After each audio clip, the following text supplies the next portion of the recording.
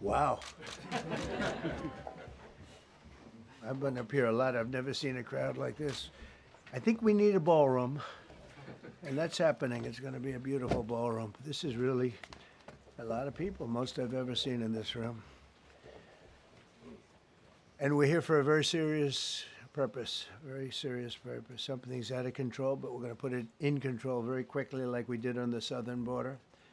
I'm announcing a historic action to rescue our nation's capital from crime, bloodshed, bedlam, and squalor, and worse. This is Liberation Day in D.C., and we're going to take our capital back. We're taking it back under the authorities vested in me as the President of the United States. I'm officially invoking Section 740 of the District of Columbia Home Rule Act. You know what that is?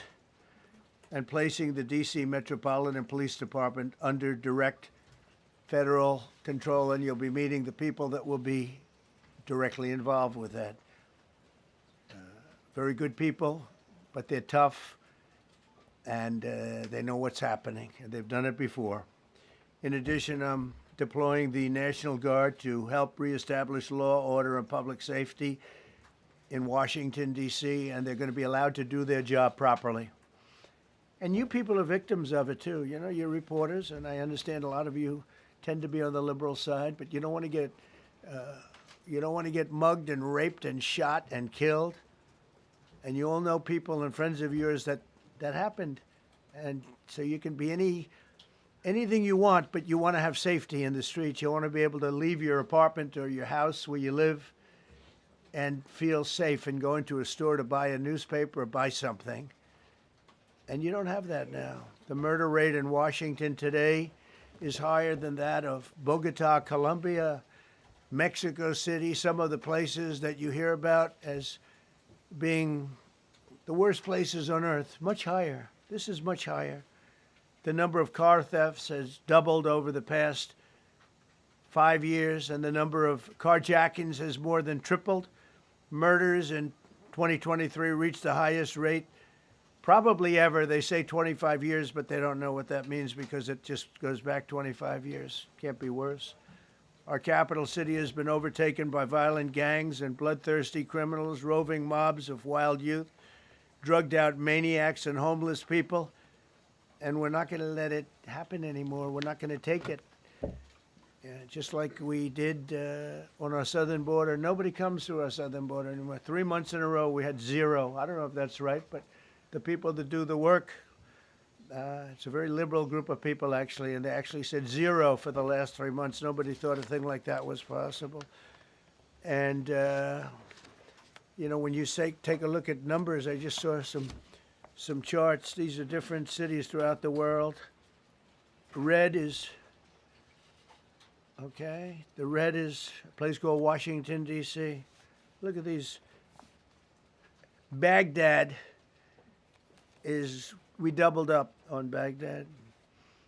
Panama City, Brasilia, San Jose, Costa Rica, Bogota, Colombia, heavy drugs.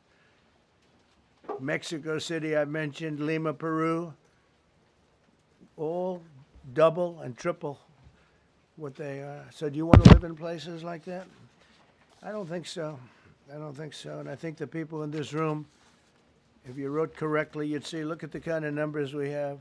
D.C., 41 per 100,000, number one that we can find anywhere in the world. Other cities are pretty bad, but they're not as bad as that. Is that where you want to live? The reporters of the world? Juvenile offenders and crimes against persons, as they say. It's getting worse. Not getting better, it's getting worse. And we had a recent indication. There was a story about a man who was just left. He quit because he was asked to do phony numbers on crime. And we're going to look into that. I think Pam is going to be looking into that. But he was asked by the city, I guess, that we don't want to show the real numbers. Let me do numbers so it looks like it's going down. Not going down. And under Biden, it was a disaster. And nobody did anything about it. We're going to do things about it like you wouldn't believe.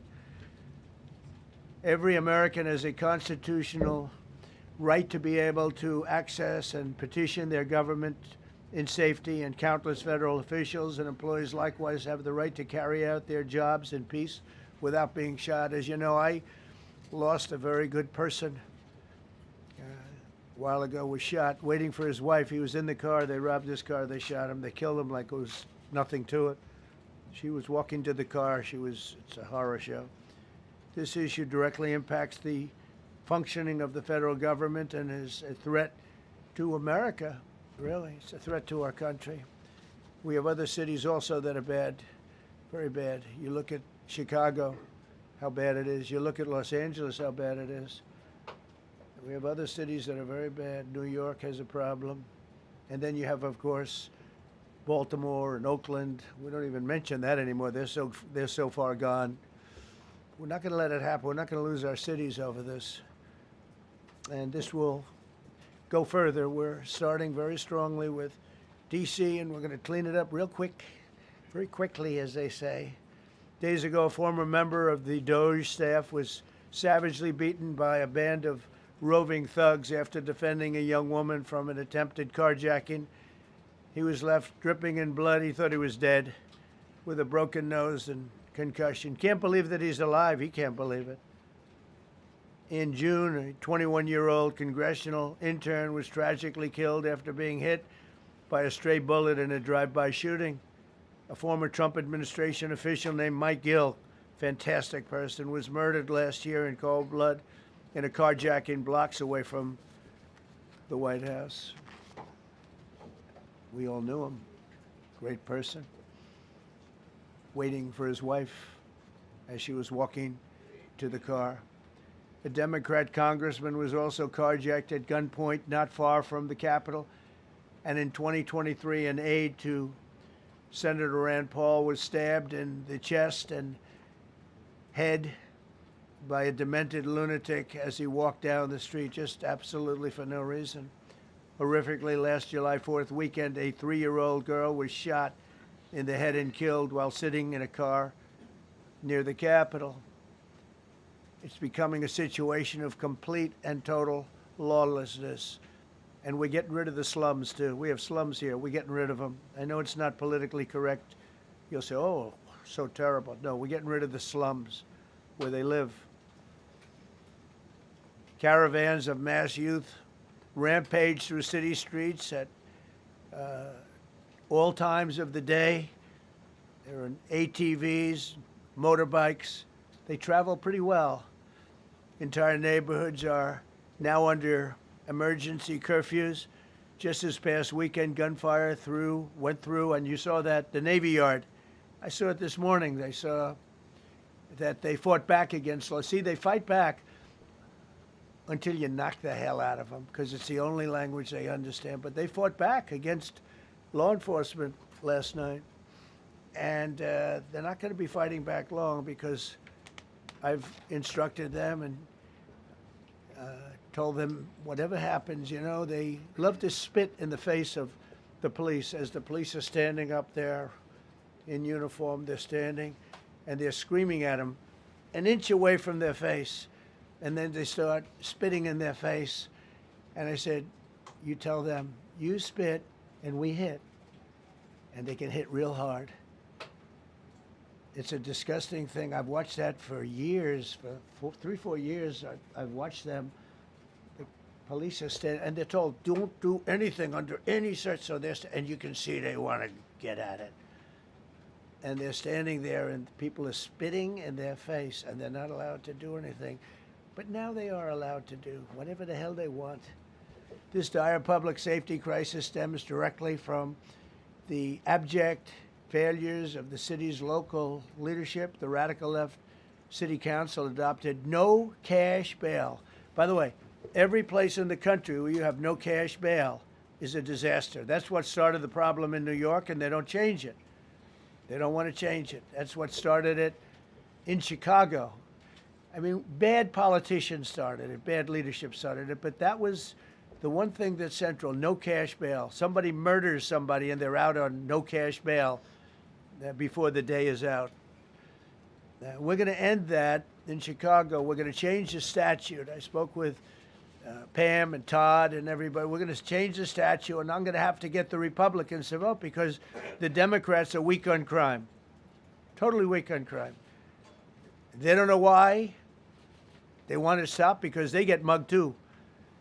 But we're going to change no cash bail. We're going to change the statute and get rid of some of the other things. And we'll count on the Republicans in Congress and Senate to vote. We have the majority, so we'll vote. We don't have a big majority, but we've gotten everything, including the great, big, beautiful bill. Got that done, and that's one of the greatest things that's ever happened to people in this country. They're starting to figure it out, how good it is. Biggest tax cut in history. So many things. But we'll be able to get that done. So, Todd, if you and Pam can draw up things working with the people, we will. I'll get it passed.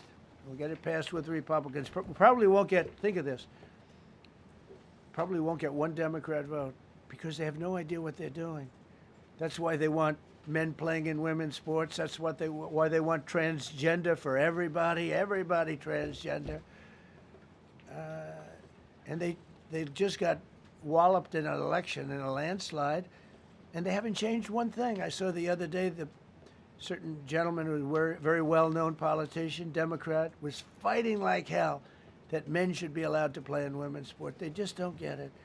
They said it's an 80-20 issue, and I think it's a 97-3 issue. And I don't know who the three are. I've never heard anybody nobody's ever come up to me, sir, you have to let men play in women's sports.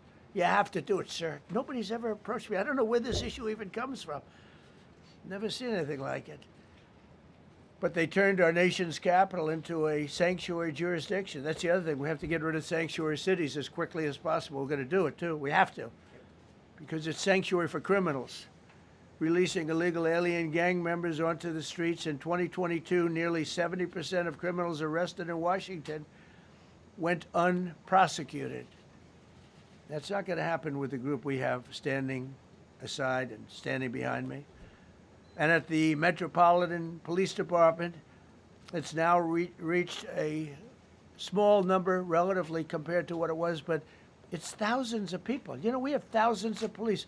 I was told today, sir, they want more police. I heard a number, 3,500 police. That's a lot of police. 3,500. I thought they were going to say, we only have 30 policemen or women. They said, we have 3,500. We need more.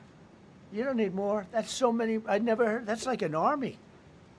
How could you need more than 3,000? It just happened 2 minutes ago. Sir, they've requested more police. Oh, what do they have? About 3,500. I said, 3,500? This is not a big area.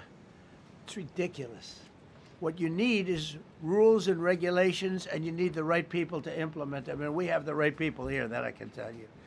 Look at the border. Biden said there's nothing you can do. Kamala was the border czar. She never called one of the Border Patrol agents who are great. ICE is great. Never spoke to anybody. Never went there. But she was the border czar. And everybody said it was impossible to fix. I fixed it in 3 months. No, really. I fixed it the first week, but really fixed it over the last couple of months. And I mean, literally to a point where, as I said, 0 illegals entering our country in the last 90 days. Pretty amazing. It's time for dramatic action. We're going to do the same thing over here. It's going to be a very safe city very soon. We're not looking to take years, because a lot of people die in years. And we've got incredible people in this country, except we have to allow them to do their job. And that we will deliver like nobody's ever delivered before. I actually think it's easy.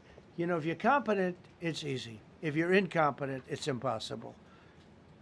But I'm very competent. Last week, my administration surged 500 federal agents into the district, including from the FBI, ATF, DEA, Park Police, the U.S. Marshal Service, the Secret Service, and the Department of Homeland Security. You know, a lot of nations, they don't have anything like that. They got some police, and they're rough police. They don't have DEA, ATF, FBI, Park Police, the U.S. Marshal Service, Secret Service, Department of Homeland Security. They got some police, but they're rough police, and they do their job. They don't have crime. We're not going to have crime either. They made dozens of arrests, and that's what starts to happen. Again, cashless bail. Watch what we do with that. Today, we're formally declaring a public safety emergency. This is an emergency. This is a tragic emergency. And it's embarrassing for me to be up here. You know, I'm going to see Putin. I'm going to Russia on Friday.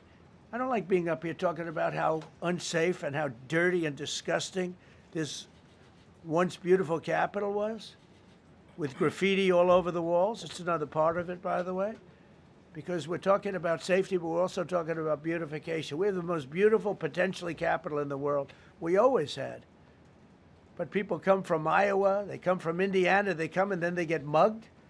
Not going to happen. Keep coming, because by the time you get your trip set, it's going to be safe again, and it's going to be clean very quickly. We're going to replace the medians that are falling down all over the roads. We're going to replace the potholes. We're going to put a nice new coat of asphalt over the top. No, we don't have to rip the road out and spend 7 years building a new road because they cut everything. Because some designers said, well, we need a quarter of an inch more turn for safety reasons. No, we're going to do it right. We're going to get it done quickly.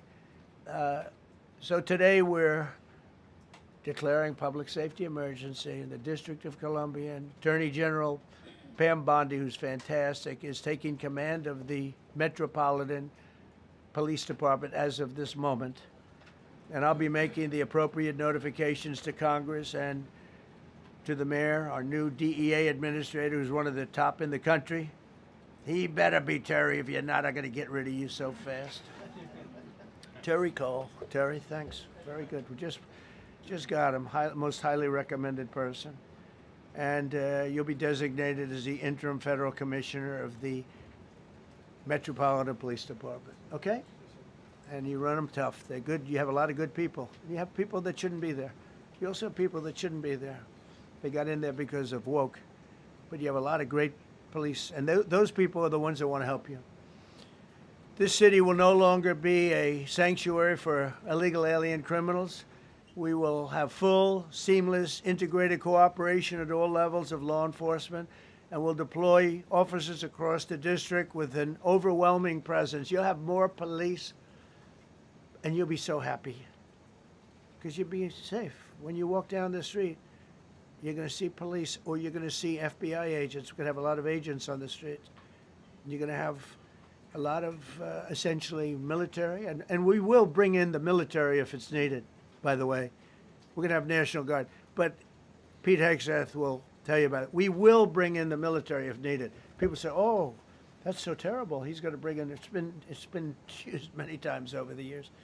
I don't think we'll need it. I think we've got so many great people, including the people that are in the police department with proper leadership. They'll immediately begin massive enforcement operations targeting known gangs, drug dealers, and criminal networks to get them the hell off the street, maybe get them out of the country, because a lot of them came into our country illegally. They shouldn't have been allowed in. They come from Venezuela. They come from all over the world. We're going to get them the hell out. They won't be here long. But some of these people, a lot of them, are homegrown criminals. And these are bad people. These are rough people. And this is just a list of some of the people that were given to me today that were criminals removed from the D.C. streets this weekend. They were rough and tough. But we're rougher and tougher. Look at these people here. Nothing, you know. They're not going to be your local school teacher. Look at this guy. He has killed people numerous times. They're not going to be an asset. They will never be an asset to society. I don't care. I know we all want to say, oh, they're going to be rehabbed. It's not going to be rehabbed. I'm going to ask Doug Burgum to come up and say a couple of words because he's in charge, as you know. He's Interior, but he's in charge of the U.S. Park Police. And I've heard so many great things about the Park Police. They're proud of it. They've been there for a long time. Their families oftentimes grow into the roles. They love the country. They love this area. So, Doug, could you say a few words, please? Thank you, Mr. President. On behalf of the U.S. Park Police, this is the oldest federal police force in the nation. They were formed in 1791 by none other than President George Washington. They've got the awesome responsibility of protecting our nation's most sacred monuments. The National Mall, Washington Monument, Jefferson Memorial, Lincoln Memorial, Statue of Liberty, and out west, the Presidio and the Golden Gate area. These folks have tens of millions of visitors a year, the kind of people that President Trump's talking about that come from around the country and around the world to see our sacred and learn about our history and our sacred monuments. They've been doing a fantastic job, but they are so pleased, the rank and file, that President Trump is now allowing them to enforce the law. As those of you that live in the city may know, that the circles and the triangle parks that are spread throughout D.C. are actually federal park property. So the U.S. Park Police also have responsibility for that. These became littered with homeless camps under the Biden administration. All of you saw that. Since President Trump's executive order on March 27th, making D.C. safe and beautiful again, the U.S. Park Police have removed over 70 homeless camps. And President Trump also talked about beautification. They're stopping and enforcing the laws against graffiti on our monuments. They've removed over 80 specific attacks against our history with graffiti on our monuments. So they continue to do a great job, whether it's in their vehicles, on foot, or on the mounted police that you see around the National Mall. And President Trump, they thank you. The rank and file is so happy to be enforcing the law again. Thank you for your leadership, and they're excited about the announcement you're making today. Thank you, very good. Great job you're doing. Thank you very much. Pete, could you say something about the military, if you would? Well, Mr. President, it's an honor to be here. And at your direction this morning, we've mobilized the D.C. National Guard. It'll be operationalized by the Secretary of the Army, Dan Driscoll, through the D.C. Guard. You will see them flowing into the streets of Washington in the coming week. At your direction as well, sir, there are other units we are prepared to bring in. Other National Guard units, other specialized units. They will be strong, they will be tough, and they will stand with their law enforcement partners. This is nothing new for DOD. As the President noted, at the border, we've got 10,000 troops down there who've been operating in defense cooperation areas, defense zones, where there's zero illegal crossings because of troops on strikers scanning the border. We've been protecting other people's borders for 20 years. It's about time we protect our own, and we're working with ICE and CBP. In Los Angeles, we did the same thing, working with the California National Guard, working with ICE officers. ICE officers deserve to do their job and not be attacked. We will work alongside all D.C. police and federal law enforcement to ensure this city is safe, this city is beautiful, and as I always say about President Trump to the troops, he has their back. And my message to the National Guard and federal law enforcement in Washington is, we have your back as well. Be tough, be strong, we're right behind you. Thank you, Mr. President. I'm going to ask Pam, because she's now, as you heard me say, she's really in charge of a lot of what we're talking about. She's done an incredible job. People are going to start to see the fruits of her labor. And Pam, maybe you could say a few words about what we're talking about here. Sure, President. Let me be crystal clear. Crime in D.C. is ending, and ending today. We are going to use every power we have to fight criminals here. President, thank you for caring about our capital. Families come here every summer. Our museums are free. We have the National Zoo. We have the National Gallery. D.C. should be a place where everyone can come and feel safe.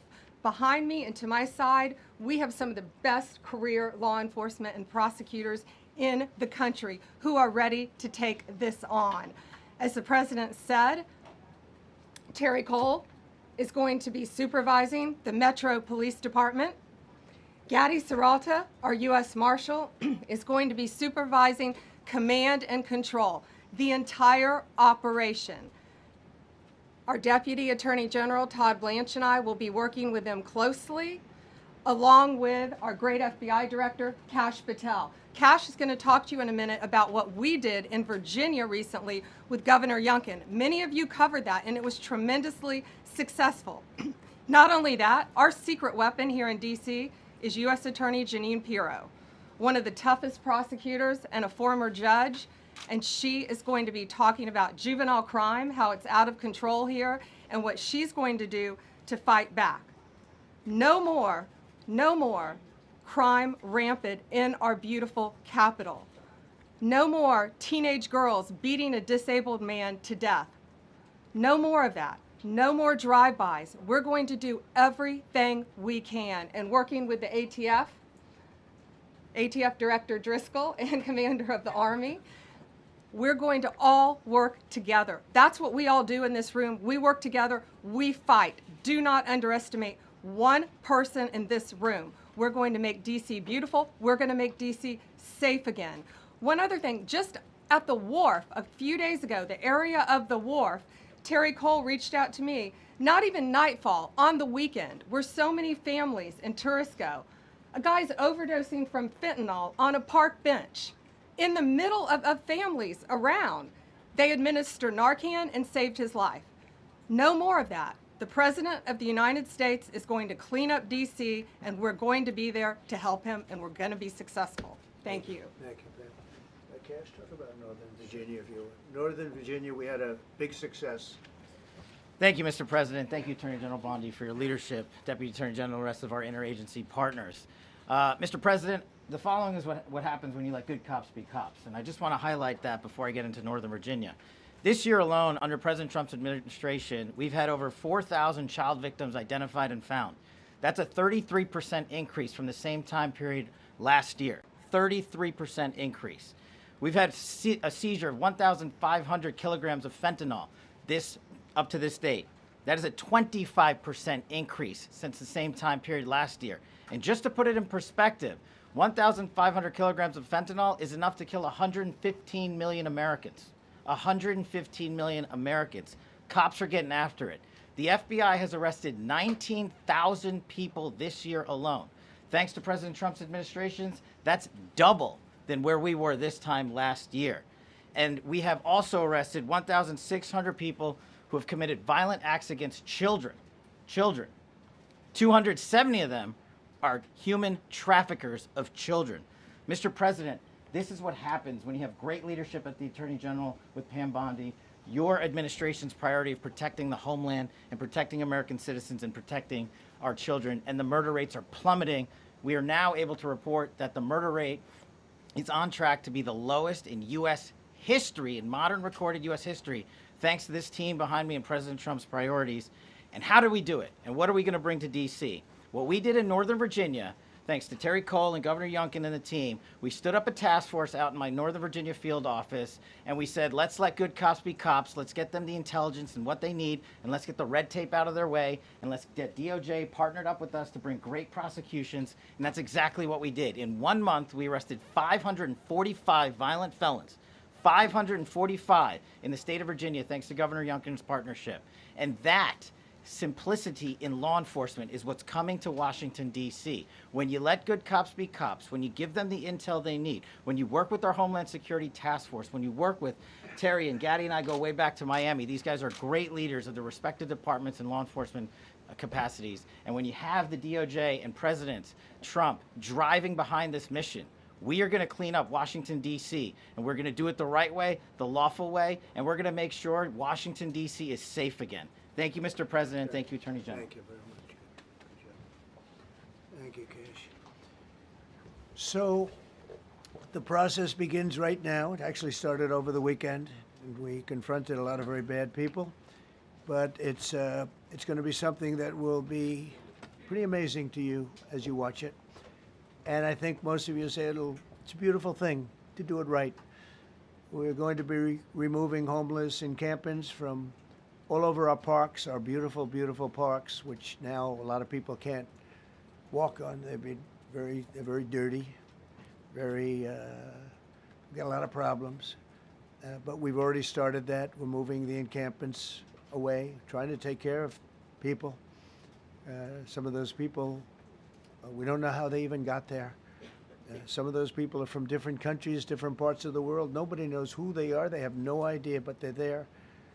We're getting rid of the people from underpasses and public spaces from all over the city. There are many places that they can go, and we're going to help them as much as you can help. But they'll not be allowed to turn our capital into a wasteland for the world to see. The Metropolitan Police Department and the federal authorities will be supported in the effort, a really big effort, the 800 D.C. National Guardsmen that we'll put on, and much more if necessary, much more. You remember I said, I offered 10,000 once. Remember I said to a certain person, person who I thought always was highly overrated, not very competent, but I said, if you need them, we'll give you 10,000 of the military or the National Guard. They turned me down. But if necessary, we're going to move service members directly to joining the Guardsmen, and that'll take place very rapidly, and that'll be done in conjunction with Pam and with Pete and everybody else. Washington, D.C. should be one of the safest, cleanest, and most beautiful cities anywhere in the world, and we're going to make it that. We're going to make it safe. We're going to make it smart. We're going to make it beautiful, so beautiful. Some of the buildings, we're going to add to it. You see what we've done at the White House. White House is a whole different building. I do that in my part-time because it's a natural instinct as a real estate person. I was very good at that, and I was very good at fixing things up. I like fixing things up. You see what's happening. The marble floors are being reinstalled, renovated, fixed. The whole place is becoming very beautiful. We're going to be adding a magnificent ballroom, most beautiful ballroom, I think, anywhere. We need it.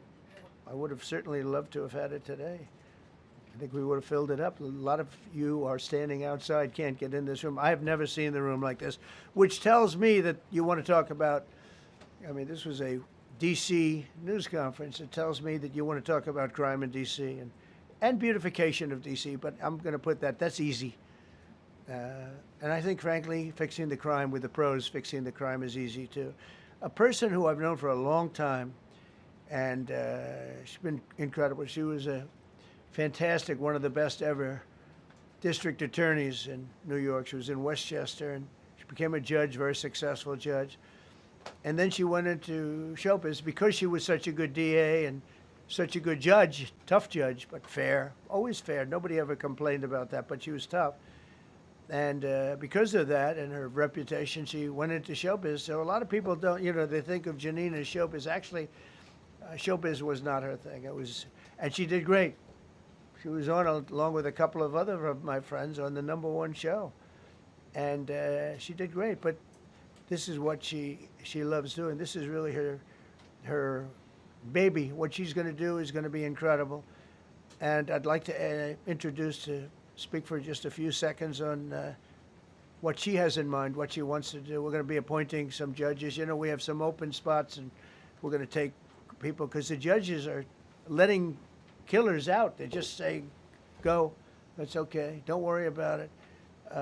So we're putting some, Pam recommended, Todd recommended, some judges that are great. Janine recommended. Janine's given me 3 great candidates already. We have about 10 open spots, and we could probably create some more. We need them. Janine, would you say a few words, please? Thank you very much, Mr. President, and thank you, Madam Attorney General, and to all my partners here. We all want the same thing. We all want a safe city. We want a safe capital. We want to be able to bring our families here. We want to be able to come and enjoy the history that makes this place great. And unfortunately, we are not in that position right now. And Mr. President, I want to thank you for taking the step that we need right now to make criminals understand that they are not going to get away with it anymore. And I'm not going to stand here and go over and over the cases. But what I can tell you is this. I see too much violent crime being committed by young punks who think that they can get together in gangs and crews and beat the hell out of you or anyone else. They don't care where they are. They can be in DuPont Circle, but they know that we can't touch them. Why? Because the laws are weak. I can't touch you if you're 14, 15, 16, 17 years old and you have a gun. I convict someone of shooting another person with an illegal gun on a public bus in the chest, intent to kill. I convict him. And you know what the judge gives him? Probation. Says you should go to college. We need to go after the D.C. Council and their absurd laws. We need to get rid of this concept of, no cash bail. We need to recognize that the people who matter are the law-abiding citizens, and it starts today. But it's not going to end today, because the president is going to do everything we need to do to make sure that these emboldened criminals understand we see you, we're watching you, and we're going to change the law to catch you. And my final note is this. These kids understand that the jurisdiction is through the state attorney general, Brian Schwab. I did a poster of the young man from Doge who was beaten bloody with a severe concussion, a broken nose. And then I did a poster of what happens to those kids, because I can't arrest them, I can't prosecute them. They go to family court and they get to do yoga and arts and crafts. Enough. It changes today. Thank you, Mr. President. Thank you, Jim. You're welcome. Great job. Thank you. If I could, I just signed some executive orders. I'd like to have Will please come up, and we'll let the people know what we signed. Do you want to put them down? Yes, sir. Go ahead. A short while ago in the Oval Office, President Trump signed 2 crucial executive actions to deal with the emergency crime conditions we currently face in the District of Columbia. The first of these was an executive order, as President Trump said before, invoking his powers under Section 40 of the Home Rule Act to take federal control of the D.C. Metropolitan Police Department. Along with that executive order, President Trump signed the statutorily required notification letters to Mayor Bowser and to the relevant House and Senate committee leaders. The second major executive action that President Trump signed was a presidential memorandum directing the Secretary of Defense to utilize the National Guard to address the conditions we see on our streets here in D.C. It also authorized the Secretary of Defense to work with state governors to utilize their National Guard units if necessary as well. These are bold, decisive steps intended to combat the out-of-control crime conditions we've seen on D.C.'s streets for far too long. And I, for one, am deeply proud to be part of an administration that's finally coming to terms with these issues, sir. Thank you very much. Sir. Thank you. So, just to conclude, Washington, D.C. should be one of the safest, cleanest, most beautiful places anywhere in the world. It was years ago. We had one problem that was a pretty big problem. The radical left got out of control and they started trying to rip down statues. And I said, let's go pass a law real fast. We're going to do it real fast, but we were blocked by the Democrats who do not want safety. Nobody gets it. I don't get it. They don't get it because they can't get votes. I don't know how they can win an election with this, but they don't want safety. And I found an old statute, very old, early 1900s, that said if you so much as touch or even think about destroying a statue or a monument in Washington, D.C., you go to jail for 10 years with no probation, no anything. In other words, slightly different than we have today. Today we have cashless bail. There you get jailed 10 years. No curtailed sentence, 10 years. And we took it out. Nobody used it. It was never used because, you know, it's harsh. And you remember they started to rip down the statue of Abraham Lincoln. I said, that's a tough one to rip down. He was pretty good, Pam. I think he was pretty good. When the ropes started going around Abraham Lincoln to pull him down, Andrew Jackson, others, and they were heading to the Jefferson Memorial, Thomas Jefferson. They're going to do a big number there. I said, it's time. And I signed that statute immediately. We had it updated. We made it use the same language, all passed by Congress. And I announced it's 10 years in jail, no probation, no anything, 10 years, no curtail sentence if you touch, so much as touch a statue in Washington, D.C. And it was an amazing sight, beautiful sight. Everybody just left. The ropes were hanging around Andrew Jackson, and there were 2 ropes around Abraham Lincoln. They left the rope, but everybody just left. And that was the last problem we ever had. You know, that was the last problem that we ever had with the statues. They were going wild, and somebody came to me and said, sir, in 1910, I don't want to give you an exact because you'll say, Donald Trump gave us wrong dates around like early on. You know, if I'm slightly off, they make you sound a little bad. So I won't put myself in that position. I won't put you in that position, because I think everybody agrees with what we're doing today. But when I signed that thing, it was like a miracle. Everybody left. They were gone. They were starting to march down. They started the march toward Thomas Jefferson, and I figured he was always going to be safe. But they found something with him, and they found something with Abraham Lincoln, and even in the name George Washington in California, numerous places changed the name of George Washington High School and various other places. They took George Washington's name. This was a sick, woke culture that I think we've largely ended. And a lot of those people that were woke are now turning out to be the opposite. I won't go so far as to say MAGA. It's a very special category. But they've gotten out of that. But we have people that love this country, and they love this really beautiful capital. It is. I flew over it the other day, and I said, what a beautiful place. But if there's crime all over the streets, when you get there, it doesn't look so beautiful. But we're going to make it beautiful again.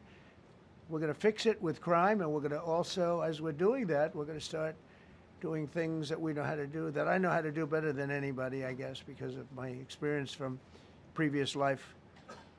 But not only are we stopping the crime, we're going to clean up the trash and the graffiti and the grime and the dirt and the broken marble panels and all of the things they've done to hurt this city.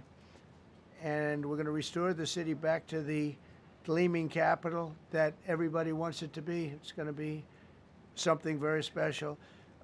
All of these people are really tough. Could I shake your hand, Gaddy, please? You're going to be so important here. You're going to be that guy. I hope I don't have to fire him in 2 weeks because he's too soft. I don't think he's too soft. If I do, I will, though. Is it okay if you're soft, weak, and pathetic like so many people? I will fire you so fast. You're not going to have to worry about that. No, I think you're going to do a fantastic job. And everybody in this room, they may not express it, but they all want that to happen. You know, they want to be safe, and they have families too. So it's an honor to have such a large group. I've done this for years now, hard to believe. I've never seen this room so packed. In fact, I'm sure it's a violation of every fire code. But we'll let you stay anyway. You're taking a chance. And with that, we'll say, maybe if you could, oh, wow. We could be here all day long. If we could keep the first questions, perhaps, to this subject, and then we'll go on to a few others. Please. Mr. President, thank you so much. Can you talk about how personal of an issue this is? You talked about flying over the Washington Monument and seeing the pride of what D.C. is, and do you believe that the status of the city, the cleanliness, the way that crime is low, is a direct reflection on how the country is run? Yeah, I do. I think the Capitol, look, everyone comes here. They're all coming. All the leaders, they're all wanting to come. And I say it, I've said it again, but I'm really just quoting other leaders from NATO, from the Middle East, King of Saudi Arabia, Qatar, UAE. I was over there. We brought back $5.1 trillion of investment into our country. But a month and a half ago, I was at NATO. We had a great thing. They agreed to put up 5% instead of 2%. 2% they didn't pay, 5% is already paid. We had a great meeting, and they all said the same thing. They said our country was dead. They thought our country was gone. 1 year ago, they said your country was dead. And now you have the hottest country anywhere in the world. We do. We have the hottest country in the world right now. The tariffs have helped. It's given us not only the money, it's billions, trillions of dollars of money, but it gives us great power over enemies. We solved 5 wars with Pakistan and India. We just solved one. Azerbaijan and, as you know, and Armenia. A war was raging for 37 years. And the 2 leaders got up and they said, we never thought this would be solved. Russia tried to solve it. They all tried to solve it. It was a very tough situation, but we got it done. And I said to the 2 men, I said, are you guys friends? And they had a hard time. You know, they've been killing each other for 37 years, right? One was there 5 years, one was there for 22 years. He said, my whole life I've been fighting this war. and you got it solved. But we did many of those. We did in the Congo and Rwanda. That's been going on for 30 years. 8 to 9 million people killed that they know of, but it was raging, and we got that solved. We got a lot of them done. It's a great honor. But you want to have, when they come, the leaders come to our country to sign documents that the war is over or whatever, or for other reasons. They come for trade. And you want them to come through so beautifully. You ride down those roads, everything should be perfect. You shouldn't have medians falling down into the roadway. Median, you know, the metal things that are always, somebody had a great lobbyist, because I've never seen them look good. I've been looking at those things with the little, right? They're always broken and bad, but here they're really bad. And we're going to either put new or fix it, and it's not expensive. It's not really expensive. And we're going to fix our roads a little bit. We're going to clean up our sidewalks. You have countries where every Saturday the people go out and they wash their sidewalks in front of their stores or their houses. They scrub their sidewalks. So we aren't quite at that level yet, I don't think, Gaddy. We're not quite there yet, but maybe we will. They go out and they scrub. I think it's so beautiful to hear that and to see those stories. But we're going to make it clean. But just to finish with your question, it's a very, very strong reflection of our country. And when they see a bad city, you know, my father always used to tell me, I had a wonderful father, very smart, and he used to say, son, when you walk into a restaurant and you see a dirty front door, don't go in, because if the front door is dirty, the kitchen's dirty also. Same thing with the Capitol. If our Capitol's dirty, our whole country is dirty, and they don't respect us. So it's a very good question, actually. Mr. President, sorry. Question for you on the specific issue. Do you expect more cities to follow DC's path if this goes through? So the idea is that Chicago, LA, San Francisco, would they expect similar action what we've seen in DC? And the other question, sir, there's reporting that the administration is going to reclassify marijuana. Would that send mixed messages that if marijuana is okay, some drugs are okay, but we're trying to clean up crime? How do they go hand in hand? We're only looking at that. That's early, but you know, somebody reported it, which is fine. We're looking at it. Some people like it, some people hate it.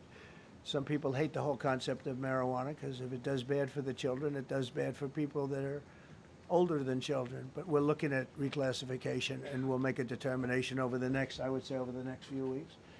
And that determination hopefully will be the right one. It's a very complicated subject, the subject of marijuana. I've heard great things having to do with medical, and I've had bad things having to do with just about everything else. But medical and, for pain and various things, I've heard some pretty good things, but for other things, I've heard some pretty bad things. The other part of your question, I mean, we're just going to see what happens with it all. We're going to have a tremendous success in what we're doing. Other cities are hopefully watching this. They're all watching, just like everyone's watching here. They're all watching, and maybe they'll clean up, and maybe they'll do this and get rid of the cashless bail thing and all of the things that caused the problem. I mean, if you go back, this whole thing with cashless bail is a disaster. So many problems came that we never had before. So they're watching us today, and if they don't learn their lesson, if they haven't studied us properly, because we're going to be very successful. I have zero doubt about that. It's going to be. It's a question of will it be really fast, like the border. You know, everyone said, they used to say, Biden used to say, I need legislation. I didn't get any legislation. I called up our people, and we did a great job. Tom Homan was great. As you know, our secretary did a great job. They did a great job. There's no games. They didn't play games. And we're going to have the same thing here. But then I'm going to look at New York in a little while. Let's do this. Let's do this together. Let's see. It's going to go pretty quickly. And if we need to, we're going to do the same thing in Chicago, which is a disaster. We have a mayor there who's totally incompetent. He's an incompetent man. And we have an incompetent governor there. Pritzker's an incompetent. His family threw him out of the business, and he ran for governor. And now I understand he wants to be president. but I noticed he lost a little weight, so maybe he has a chance. You know, you never know what happens. But Pritzker's a gross incompetent guy, thrown out of the family business. But when I look at Chicago and I look at L.A., if we didn't go to L.A. 3 months ago, L.A. would be burning like the part that didn't burn. If he would have allowed the water to come down, which I told him about in my first term, I said, you're going to have problems, let it come down. We actually sent in our military to have the water come down into L.A. They still didn't want it to come down after the fires. But that was it. We have it coming down. But hopefully L.A. is watching. That mayor also. The city's burning. They lost like 25,000 homes. I went there the day after the fire. You were there. And I saw people standing in front of a burned down home. It was, their homes were incinerated. They weren't like, even the steel was literally, it was all warped and literally disintegrated because of the winds and the flame and the whole thing, like a blowtorch. They were standing on this beautiful day, maybe a couple of days after. We gave it a little time because what they had suffered. Almost 25,000 homes. And you see what's happening now. They didn't give their permits. I went to a town hall meeting. I said, we're going to get you the federal permits, which are much harder. Almost immediately. Lee Zeldin is a star. He did an incredible job. They have all their federal permits. They don't have their city permits. And the mayor said to me, we think we could have them in 2 years. I was walking down the street, and I met with firemen and police. And I was saying hello to many people that were standing in front of their homes with yellow tape. You can't go in. You can't go onto the lot. And those people wanted to start rebuilding their homes then and there. And the mayor said, we should be able to get them the permits within 2 years. I said, that's a shame. 2 years? Are you kidding? I'm going to get them the federal permit like almost immediately. 2 years. And she drew it back. Well, maybe 1 year. The place was booing her out of the place. They don't have their permits to build their homes. And now they're talking about putting, this is among the most beautiful areas was in the country. Now they're talking about putting low-income housing there. Can you believe this? I love low-income housing. I made money with low-income housing. I built low-income housing. I know more about low-income housing and luxury housing. I know about everything real estate. They want to replace some of those homes with low-income housing. They haven't gotten their permits yet. We've gotten all the federal permits, which are much tougher to get, and it was done almost immediately through Lee Zeldin and Federal Environmental. And I watched the other day, those people are angry. And now, you know, they had tremendous, they loved that area. They loved the whole big area, different places, but they loved it. It was all luxury stuff and beautiful stuff, and some wasn't that luxury, but the level of love for that neighborhood, their neighborhoods, was incredible. And you know what? I watch people on television, they want to go, they want to leave. They've lost their spirit, they've lost their heart, because the mayor's incompetent. And Gavin Newsom is incompetent. Got a good line of bullshit, but that's about it. He's incompetent. And you have Los Angeles is, you know, it's amazing. You know, I called, the first thing I did, I got the Olympics to go there. I was the one that got it. And by a rare thing that happened, I'll be the president. I was very upset because I got the Olympics there, and I said I won't be president when it comes. But bad things happened, and illegal things happened, really illegal things happened.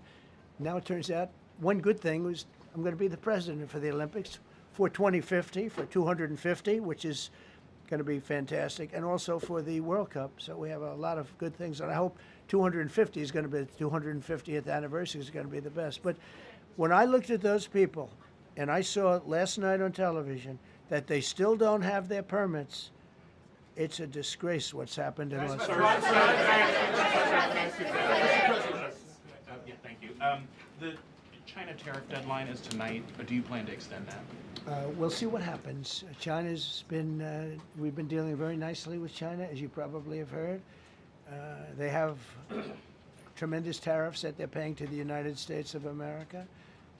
And we'll see what happens. They've been dealing quite nicely. The relationship is very good with President Xi and myself. President, you mentioned your upcoming meeting with President Putin. Can Yeah. you tell us what you hope to get out of that and whether you'll consider inviting President Zelensky to join?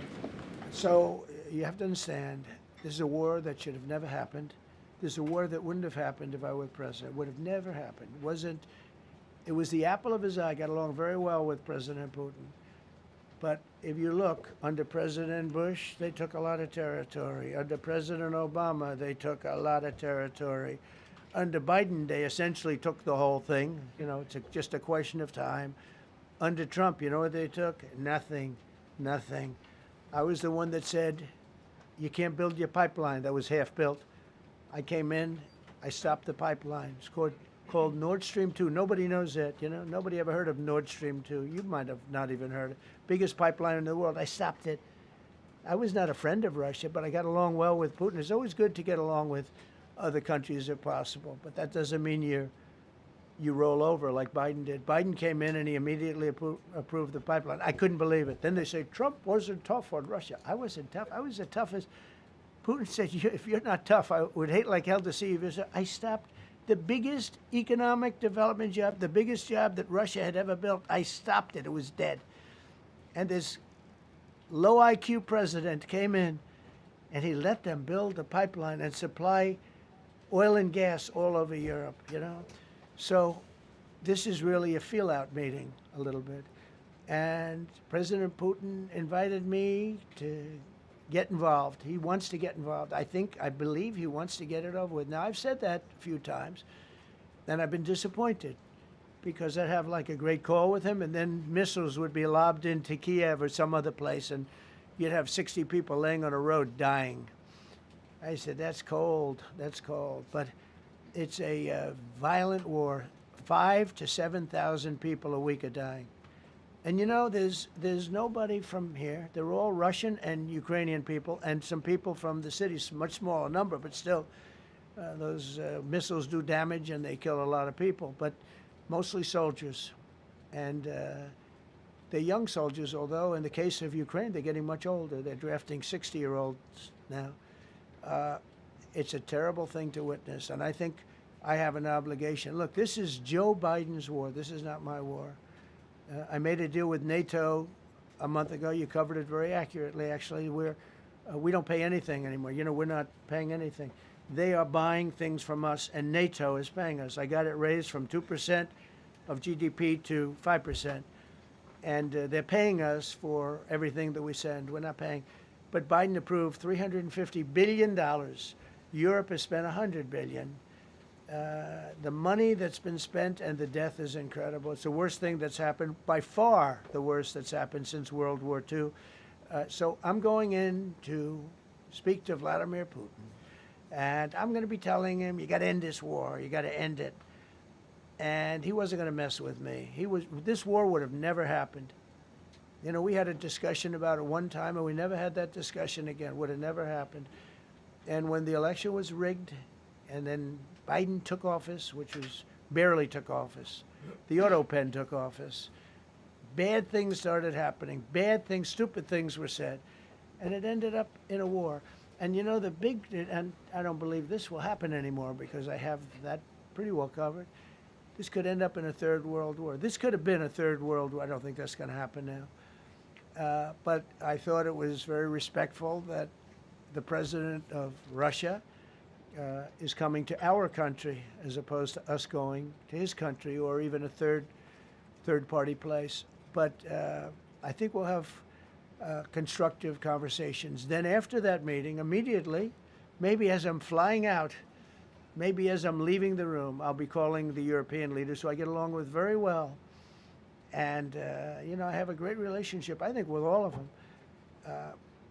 And I get along with Zelensky, but, you know, I disagree with what he's done. Very, very severely disagree. This is a war that should have never happened, wouldn't have happened. But I'll be speaking to Zelensky. The next meeting will be with Zelensky and Putin, or Zelensky and Putin and me. I'll be there if they need. But I want to have a meeting set up between the two leaders. I was a little bothered by the fact that Zelensky was saying, well, I have to get constitutional approval. I mean, he's got approval to go into war and kill everybody, but he needs approval to do a land swap because there'll be some land swapping going on. I know that through Russia and through conversations with everybody to the good, for the good of Ukraine. Good stuff, not bad stuff. Also, some bad stuff for both. So there's good and there's bad. But it's very complex because you have lines that are very uneven. And there'll be some swapping. There'll be some changes in land, and the word that they will use is, they make changes. We're going to change the lines, the battle lines. Russia's occupied a big portion of Ukraine. They've occupied some very prime territory. We're going to try and get some of that territory back for Ukraine. But they've taken some very prime territory. They've taken largely ocean, in real estate we call it oceanfront property. That's always the most valuable property. If you're in a lake, a river, or an ocean, it's always the best property. Well, Ukraine, a lot of people don't know that Ukraine was largely 1,000 miles of ocean. That's gone. Other than one small area, Odessa, it's a small area. There's just a little bit of water left. So I'm going to go and see the parameters. Now, I may leave and say, good luck, and that'll be the end. I may say this is not going to be settled. I mean, there are those that believe that Putin wanted all of Ukraine. I happen to be one of them, by the way. I think if it weren't for me, he would not be even talking to anybody else right now. But I'm going to meet with him. We're going to see what the parameters are. I'm then going to call up President Zelensky and the European leaders right after the meeting, yeah. And I'm going to tell them what kind of a deal. I'm not going to make a deal. It's not up to me to make a deal. I think a deal should be made for both. I think Russia has to get back into building their country. It's a massive country. I think they have 11 time zones, if you can believe it. It's a massive, it's by far, from the standpoint of land, it's by far the largest. They have tremendous potential in Russia to do well. They're not doing well. Their economy is not doing well right now because it's been very well disturbed by this. It doesn't help when the President of the United States tells their largest or second largest oil buyer that we're putting a 50% tariff on you if you buy oil from Russia. That was a big blow. And then they say, gee, he wasn't so tough. Nobody else would have done that. And I haven't stopped there. I mean, look, I was all set to do things far bigger than that, but I got a call that they'd like to meet, and I'm going to see what they want to meet about. I'd like to see a ceasefire. I'd like to see the best deal that could be made for both parties. It takes two to tango, right? So ultimately, I'll have a meeting next week. I had a great relationship with him, considering the fact that, I was not nice to him because of the pipeline. I ended the pipeline. I also gave the javelins. Do you ever hear of a javelin? Javelin is called a tank buster. They say that Obama gave them sheets and I gave them javelins. If it weren't for me, all those tanks that were destroyed at the first days of the war because the tanks got stuck in the mud, some commander made a better they would have been in Kiev in 4 hours going down the highway. But a Russian general made a brilliant decision to go through the farmland instead. And they just had torrential rains, and the rains were so bad, and it was mud, and those tanks got stuck in the mud. I don't know who that general is, but knowing Vladimir, he's probably not around any longer because all those tanks were stuck in the mud, and they went along with the javelins. I gave them the javelins. You know that, right? I gave them javelins. They gave them sheets. But I'm going to meet with President Putin, and we're going to see what he has in mind. And if it's a fair deal, I'll reveal it to the European Union leaders and to the NATO leaders and also to President Zelensky. I think out of respect, I'll call him first, and then I'll call them after. And I may say, lots of luck, keep fighting, or I may say we can make a deal. If not, I will tell you this. I've seen a poll coming out of Ukraine. 88% of the people would like to see a deal made. And if you go back 3 years, everybody was gung-ho for war. Everybody's gung-ho for war until you have it. It's an amazing thing. I had it with a couple of countries where I couldn't get a deal done with one particular country. And I just couldn't. The guy's great. He's a friend of mine. Great. Good leader. Tough as hell. I couldn't get the deal done. And then he went into war for a short period of time. You know where I'm talking about. First term. And it was nasty. Guys being killed all over the place. And he went through 1 week of war, and I was able to get the deal done. He said, this is nasty. Yes, please. Yeah, just to follow up on what you were saying there. First of all, Volodymyr Zelensky is not invited on Friday? He wasn't a part of it. I would say he could go, but he's gone to a lot of meetings. He's been there for 3.5 years. Nothing happened. And what is the definition? I mean, do you want somebody that's been doing this for 3.5 years What's the definition of a good deal? I'll tell you after I hear what the deal is. I was gonna ask Because you- there could be many definitions. You know, you're talking about a very large and complex situation. Now, I tell you, the war that I just settled with Azerbaijan and with, as you know, and Armenia was almost as complex as this one, having to do with routes, Successful trade. meeting on Friday with Vladimir. Well, we're going to have a meeting with Vladimir Putin, and at the end of that meeting, probably in the first 2 minutes, I'll know exactly whether or not a deal can be How will you made. know that? Because that's what I do. I make deals. Mr. Yeah, please, go ahead. Yeah, thank you, Mr. President. I'm going to ask you two questions, one about China, one about Russia, if I could. On China, your administration agreed to send the most advanced or advanced NVIDIA and AMD chips. No, obsolete, no. Obsolete chip. Well, and then 15% of the You mean profits the come back. 20s? No, this is an old chip that China already has. And I deal with Jensen, who's a great guy, and NVIDIA. The chip that we're talking about, the H20, it's an old chip. China already has it in a different form, different name, but they have it. Or they have a combination of two will make up for it and even then some. Now Jensen's a very brilliant guy, and Jensen also has a new chip, the Blackwell. Do you know what the Blackwell is? The Blackwell is super duper advanced. I wouldn't make a deal with that, although it's possible I'd make a deal, a somewhat enhanced in a negative way Blackwell. In other words, take 30% to 50% off of it. But that's the latest and the greatest in the world. Nobody has it. They won't have it for 5 years. But the H20 is obsolete. You know, it's one of those things. But it still has a market. So I said, listen, I want 20% if I'm going to approve this for you, for the country, for our country, for the U.S. I don't want it myself. You know, every time I say like 747, I want, yeah, for the Air Force. So I just wanted, so when I say I want 20, I want for the country. I only care about the country. I don't care about myself. And he said, would you make it 15? So we negotiated a little deal. So he's selling a essentially old chip that Huawei has a similar chip, a chip that does the same thing. And I said, good, if I'm going to give it to you, because they have a, they have a stopper, what we call a stopper, not allowed to do it. It's really known as a restrictive covenant.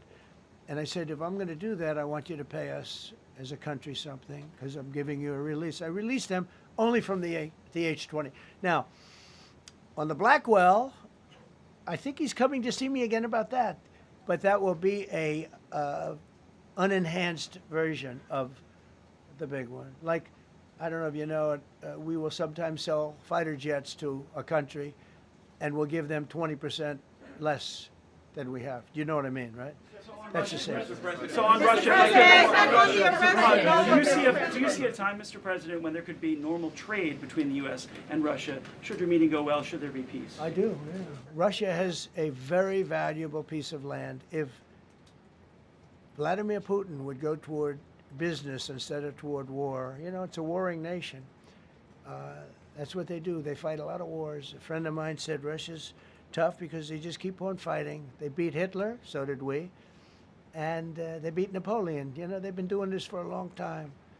I asked a question to a very, very smart man that some people like and some people don't like. Viktor Orban, right? From Hungary, the head of Hungary.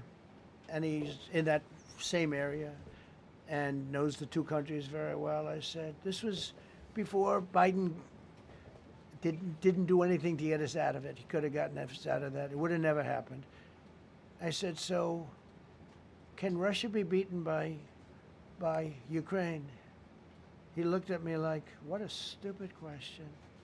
He said, Russia's a massive country, and they win their country and they win their life through wars. They fight wars. That's what they do. He said, China beats you with trade. Russia beats you with war. That was a very interesting statement. China's not beating us with trade, not when I'm in charge. But they were beating Biden with trade, but they never beat us with trade. Don't forget, China had to pay $400 billion worth of tariffs when I was last time. That was last time.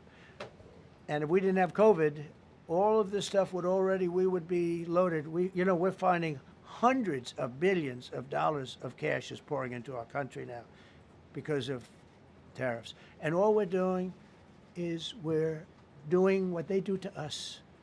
It's so beautiful to see it. They found last month, as you saw, $25 billion of excess cash flow. They're saying, where did it come from? I said, I'll tell you where it came from. It came from a place called tariffs, and we're doing very well. We're really doing well. But I expect to have a meeting with Putin that I think it'll be good, but it might be bad. And I'm here for one reason, to get rid of a war that somebody else started. Should have never happened. And if I could end it, great. Complex war, a lot of bad blood, But Zelensky's been there for 3.5 years. So if you put him in a room, now I will say this, ultimately I'm going to put the two of them in a room. I'll be there or I won't be there. And I think it'll get solved.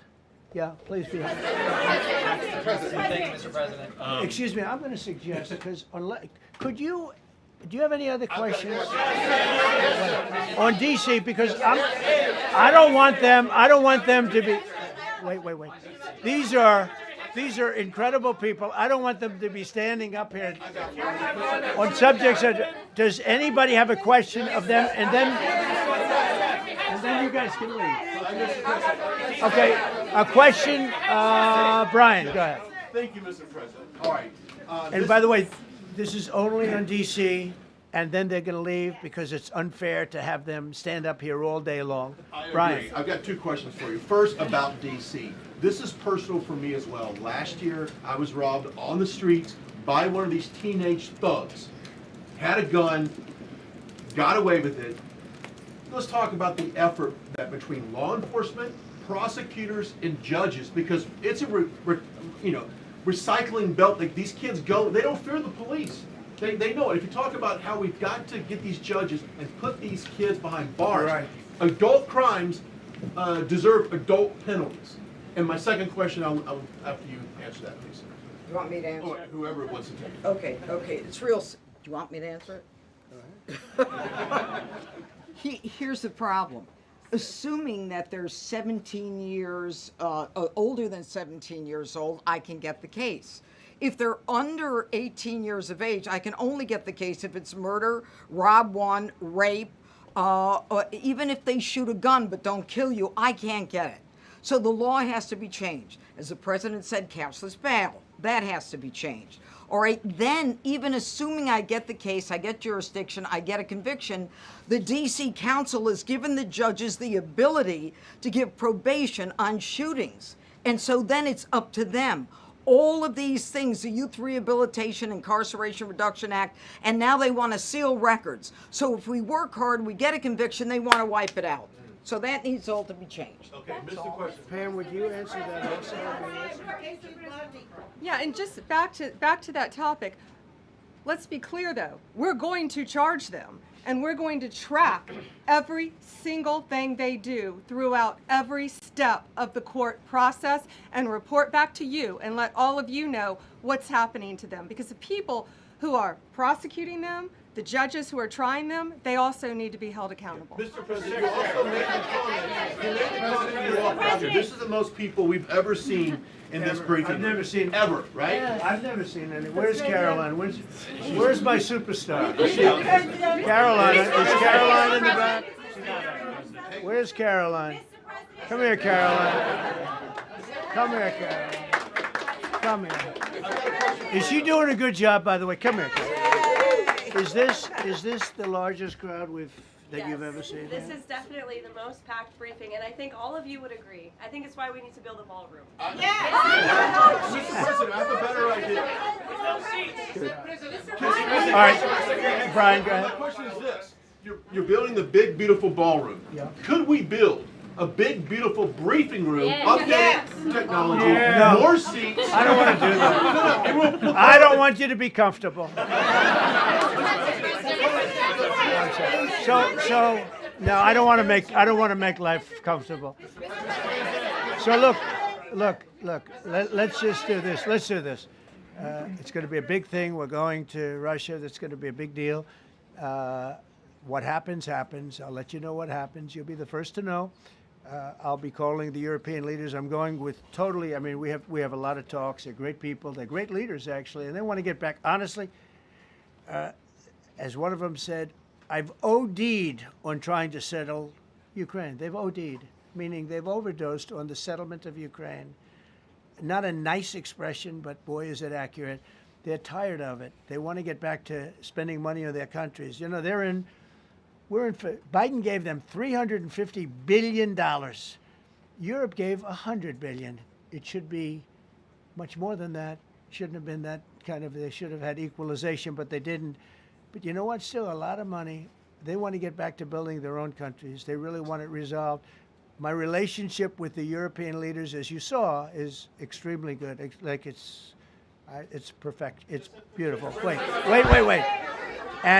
And we're going to try. I'll be in touch with them.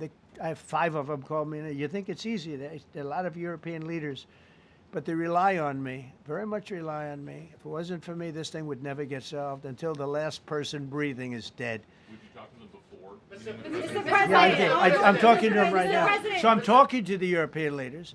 I'll be talking to President Zelensky. I'm going to get everybody's ideas. I go into that thing fully loaded right up there, and we're going to see what happens. Now, I think one of 2 things is going to happen. It's going to be a good meeting, and we'll go a step further. We'll get it done.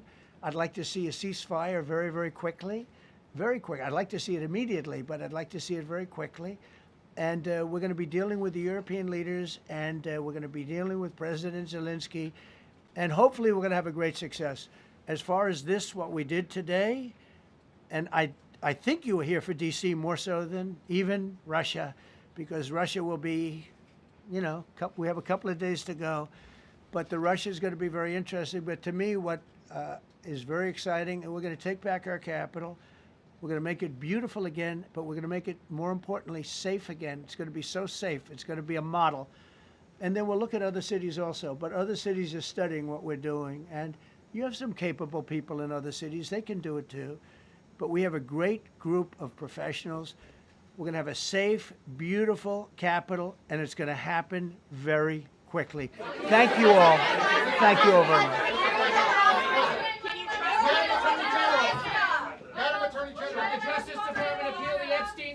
Today, Mr. President? How long will the takeover of D.C. police last? We'll see you guys tomorrow. We'll have another briefing. We'll see the National Guard on their streets.